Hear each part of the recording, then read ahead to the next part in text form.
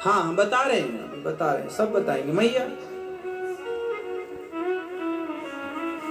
भैरव मंदिर में शराब क्यों चढ़ाते हैं, ये हमारी मैया का प्रश्न आया है।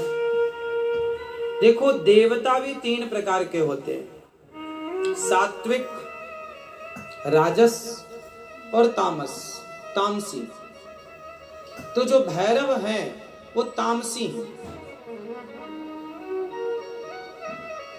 तामसी हैं। तीन गुण है, सत्व गुण, रजोगुण और तमोगुण। जिसे सात्विक रहना है वो ना पिए, जिसे तामसी रहना है वो पिए। शराब हमें क्यों नहीं पीनी चाहिए? क्योंकि शराब हमारे शरीर को, हमारे खून को गर्म करती है, हाई पावर है। अब जिसे भोग विलास में आनंद लेना है वो तो अपने शरीर को गर्म रखे, क्योंकि ये सब चीजें भोग विलास में सहयोगी हैं। चरस, अफीम, ये क्या है? आजकल तो लोग इंजेक्शन भी लेते हैं, मैंने सुना है। ये सब बॉडी को गर्म करती है। अब जो भोगी विलासी है वो तो पिए शराब, और जो सात्विक है, हमें तो प्रभु से मतलब है, सत्य से मतलब है, अपना दाल रोटी खा के हरि का गुण गाना है। एक कहावत सुनाता हूं आपको, छोटी सी, कभी सुनी होगी आपने। चिड़िया की कहावत है, चिड़िया सुनो। दाना दुनका जे खाएं, उन्हें सतावे काम। सुना कभी आपने? दाना दुनका जो खाए उसे सताए काम, और हलवा पूड़ी जो खावे उनको जाने राम। क्या मतलब होगा इसका? चिड़िया तो शराब नहीं पीती, चिड़िया तो बादाम भी नहीं खाती, दाना दुनका खाती है, लेकिन उस चिड़िया को भी काम सताता है। पक्षी तो बादाम काजू भी नहीं खाते, पर उन्हें भी काम सताता है। तो सोचिए आप, ये मनुष्य का शरीर पाकर यदि चकाचक खाएंगे और ऊपर से शराब पिएंगे, तो फिर आपके ऊपर काम किस तरह सवार होगा? किस तरह आप विषय वासना में डूबेंगे?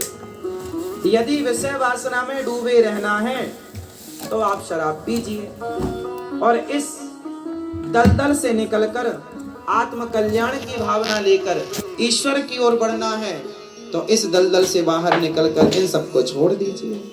रास्ते दोनों ही आपके सामने हैं। अब आपको ये डिसीजन लेना है कि आपको भोगी विलासी बनकर जीना है या भगवान के लिए मीरा की तरह रो करके जीना है। भाई रावण भी था और राम भी थे। रावण भी विषयी था, भोगी विलासी था, वो भी सुरा सुंदरी शराब मांस सब तो लेता था रावण। और राम जी कंदमूल फल खाते थे। रावण की बहुत सारी पत्नियां थी, राम की एक पत्नी थी। जैसे बहुत सारी पत्नियों के संग रहना है, बहुत सारी स्त्रियों के संग रहना है, उसे तो शक्ति की जरूरत पड़ेगी, और शक्ति की जरूरत पड़ेगी तो एक्स्ट्रा खाना पड़ेगा, और शरीर को गर्म करना है तो शराब पीना पड़ेगा। तो ये भोगी विलासियों के लिए शराब बनाई गई थी। जिन राजाओं की 4-4 पत्नियां थी, 10-10 पत्नियां थी, 20-20 पत्नियां थी, उनके लिए शराब बनाई गई थी कि भाई अब सभी पत्नियों को खुश रखना है, तो पियो शराब और भोगी बनकर भोगते रहो, भोगों का आनंद लेते रहो। लेकिन एक हुए राम, जिन्होंने इस परंपरा को समाप्त किया कि नहीं, 100 साल की तो आयु है, कंदमूल फल खाकर भी गुजारा हो सकता है। हम खाएं, हम अपनी पत्नी के साथ रहें। राम जी रहे सीता माँ के साथ, अपनी पत्नी के साथ रहो, कोई बुराई नहीं। अपनी पत्नी को देखो, अपनी पत्नी से प्यार करो, कोई बुराई नहीं है। और एक पत्नी को संतुष्ट रखने के लिए ना दाल रोटी से काम हो जाएगा। उसके लिए आपको शराब पीने की